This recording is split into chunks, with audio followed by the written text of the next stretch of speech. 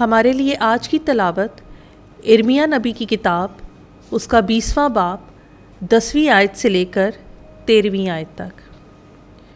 क्योंकि मैं भुतेरों का और माजूर मिनसियाबीब का भी फुसफुसाना सुनता रहता हूँ कि इसकी शिकायत करो, हम इसकी शिकायत करेंगे। मेरे करीब तर दोस्त सब के सब मेरे ठोकर खाने की ताक में हैं और कहते हैं कि शायद वो धोखा खाए तो हम उस पर गालिब आएंगे और उससे इंतकाम लेंगे।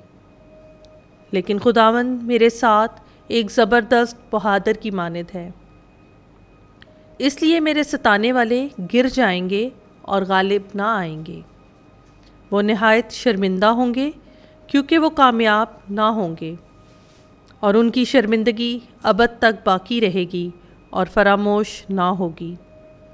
पस आए रब्बुल अफ़वाज, सादिक के जांचने वाले, गुर्दों और दिलों के देखने वाले, मैं तेरा इंतकाम उनसे देखूं, क्योंकि मैंने अपना दावा तेरे सपुर्द किया है।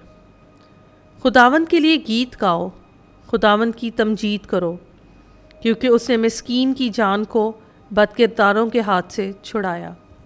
पाक कलाम का पढ़ा और सुना जाना हम सब के लिए बाइसे बरकत हो। खुदावंद का शुक्र हो।